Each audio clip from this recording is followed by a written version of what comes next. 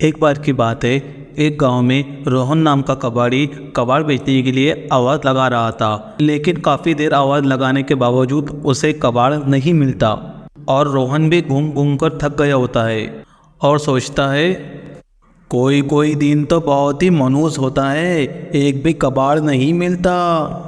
आज का दिन तो पूरा बेकार गया, लेकिन कहीं से भी कबाड़ नहीं मिला। ऐसा कह के रोहन एक बाग में चला जाता है। तभी उसकी नज़र बाग में पड़े बैठने के पुराने बेंच पर पड़ती है। वो बेंच लोहे का बना होता है। लोहे की बेंच को देखकर रोहन को लालच आ जाता है। अरे, ये तो लोहे का पुराना बेंच है और देखने में कितना सुंदर लग रहा है, क्यों ना इसे ही उठा लूँ। और आसपास तो कोई माली भी नहीं है, तो क्यों ना इसे ही उठा के ले चलो, कोई मुझे ऐसा करते नहीं देखेगा। ऐसा सोचकर रोहन उस बेंच को उठाकर अपने ठेले में रख लेता है और वहाँ से चला जाता है। रोहन के जाने के बाद वहाँ एक चुड़ैल आती है और बेंच को वहाँ ना पाकर गुस्से में बोलती है, ये मेरे पुराने बेंच को उठाकर कौन दोस्त ले गया, मैं उसे छोड़ूंगी नहीं, मेरा बेंच चोरी गया।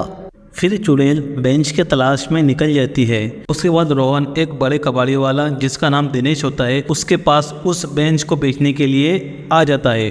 अरे रोहन, बहुत ही खूबसूरत बेंच है, कहाँ से लाए, कहीं चोरी का तो नहीं है।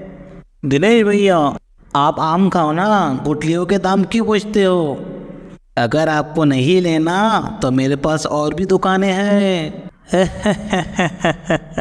तुम भी ना रोहन, जरा सी बात पे नाराज हो जाती हो।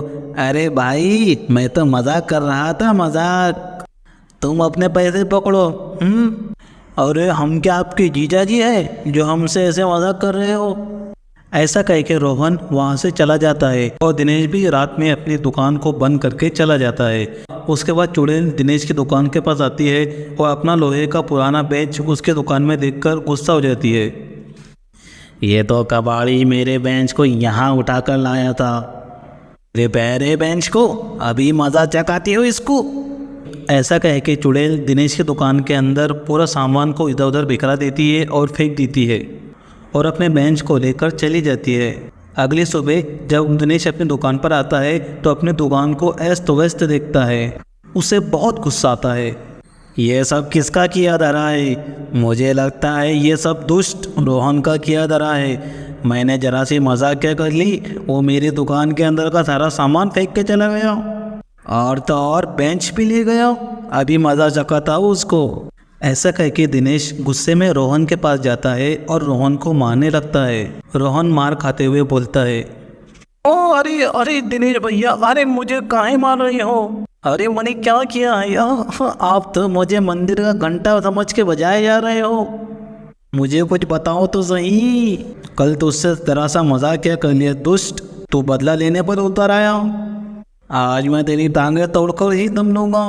अरे भैया, भला मैं तुमसे किस चीज़ का बदला लूँगा, आप तोड़ देना मेरी टांगे, लेकिन पूरी बात तो बताओ। फिर दिनेश रोहन को सारी बातें बताता है, जिसे सुनकर रोहन बोलता है, दिनेश भैया मैंने कुछ नहीं किया, लगता है कोई चोर आया होगा रात में आपकी दुकान पर, उसी का किया धरा है ये, और वही लोग उस बेंच को उठा कर ले गए। और फिर रोहन के समझाने पर दिनेश वहाँ से चला जाता है और रोहन भी रोज़ की तरह अपने काम पर निकल जाता है। लेकिन उसके मन में ख्याल आता है कि क्यों ना वो बाग में जाकर उस बेंच को देखे। ऐसा सोचकर रोहन बाग के अंदर चला जाता है।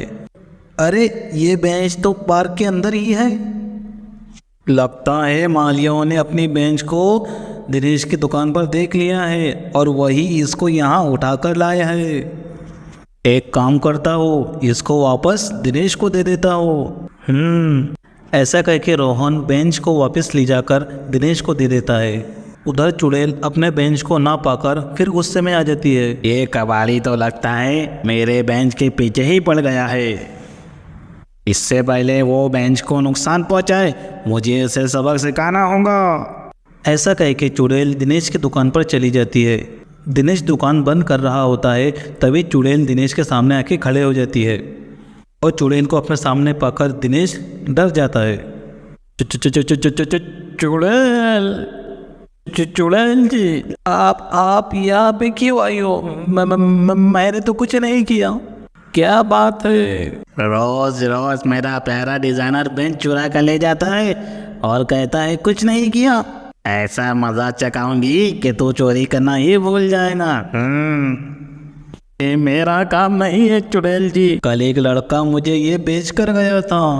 अगर ये बेंच आपका है तो इसे ले जाओ, ले जाओ इसको, लेकिन मुझे जाने दो। लेकिन चुड़ैल दिनेश की कोई भी बात नहीं सुनती और दिनेश को मारकर खा जाती है और अपने बेंच को अपने साथ लेकर चली जाती है। अगले सुबह रोहन को दिनेश की मौत की खबर मिलती है। रोहन दिनेश की दुकान पर जाता है। अरे ये सब कैसे हो गया? कल तक तो सब ठीक था। एक रात में दिनेश को कौन मार कर गया? और वो पुराना बेंच भी गायब है। पता नहीं ये सब क्या हो रहा है। रोहन दुख भरा अपने घर पर लौट आता है। तभी उसके घर के बाहर उसको वही पुराना बेंच दिखाई देता है। ये देखकर रोहन घबरा जाता है। फिर रोहन उस चुड़ैल के बेंच को अपने घर के अंदर रख लेता है और अपने कमरे में जाके सो जाता है। रात में चुड़ैल उस बेंच में से बाहर निकलती है। ये उस असली चोर का घर है जो रोज रोज मेरे प्यारे बेंच को चुरा कर ले जाता था। आज उसको मजा चकाती हूँ। ऐसा करके चुड़ैल सोते हुए रोहन के सीने पर नाखूनों से निशान बना देती है। अगली सुबह रोहन की पत्नी रेखा उसकी छाती देखती है और कहती है, ये सब क्या है? तुम्हारे सीने पर ये निशान कैसा? ये सब बताओ मुझे, नहीं तो तुम्हारा जीना मुश्किल कर दूंगी। रेखा की बात सुनकर रोहन अपनी छाती देखता है और बोलता है, मुझे नहीं पता रेखा, ये सब क्या है और ये निशान कहाँ से आए हैं? मुझे कुछ भी नहीं पता। मैं तो कर रहा तुम्हारे कमरे में तुम्हारे साथ ही तो था। देखो जी, ये सब मन बहलाने वाली बातें किसी और को बताना तुम। मैं बेवकूफ़ हूँ या तुम ज़्यादा समझदार हो? रेखा और रोहन लड़ रहे होते हैं। तभी उनकी बेटी सपना आ जाती है और बेंच पर बैठकर बोलती है, अरे आप दोनों लड़ो मत, जब देखो जब लड़ती ही रहते हो। आप ये बेंच कहाँ से लाए हो? ये तो बहुत खूबसूरत है। सपना को बेंच पर बैठते देख रोहन घबरा जाता है और बोलता है, सपना उस बेंच पर मत बैठो, उठ जाओ, मैं तुम्हें बताता हूँ। लेकिन इससे पहले सपना उठती वो बेंच सपना को अपने अंदर खींच लेता है। ये सब देखकर रोहन और रेखा की आंखें फटी की फटी रह जाती है। रेखा और रोहन रोने लगते हैं। रोहन, ये सब क्या है? इस कोनी बेंच को तुम यहाँ क्यों ले आए? क्या है इस बेंच का राज? रेखा को यूँ रोते देख रोहन कहता है, तुम रो मत रेखा, ये सब मेरी वजह से हो रहा है। मैंने यही पैसों के लालच में इस बेंच को वो बगीचे से चुराया था। फिर रोहन रेखा को पूरी बात बताता है, जिसको सुनकर रेखा कहती है, मुझे लगता है ये बेंच कोई भूतिया बेंच है। इससे पहले कुछ और गड़बड़ हो, हमें उस बेंच को वहीं रख कर आ जाना चाहिए। रेखा की बात सुनकर रोहन बेंच उठाने लगता है, लेकिन तभी वहाँ चुड़ैल आ जाती है। कहाँ ले जा रहे हो इस बेंच को? तुम ही तो इस बेंच को अपने पास रखना चाहते थे ना। चुड़ैल को वहाँ देखकर रोहन और रेखा घबरा जाते हैं। रेखा डरते डरते बोलती है, चुड़ैल जी, हमसे गलती हो गई है, हमें माफ कर दो। मेरे पति पैसों के लालच में आ गए थे। हम आपके बेंच को वही वापस रख देंगे जहाँ से लाए थे। लेकिन चुड़ैल रेखा को जोर से धक्का देती है। रेखा दूर जाकर गिरती है। आप गलती की है तो उसका दंड भी भुगतना पड़ेगा। आप तुम सबको जान से मारकर ही मैं यहाँ से जाऊंगी।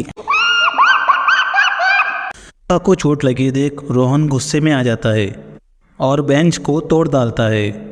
बेंच को तोड़ते ही रोहन की बेटी सपना वहाँ वापस आ जाती है और चुड़ैल जलने लगती है। ये क्या किया कमबख्त तूने? सच में मेरी सारी जान थी, दुष्ट, तूने इसको ही जला दिया। ऐसा कहकर चुड़ैल मर जाती है और यहाँ पर चुड़ैल का काम तमाम हो जाता है।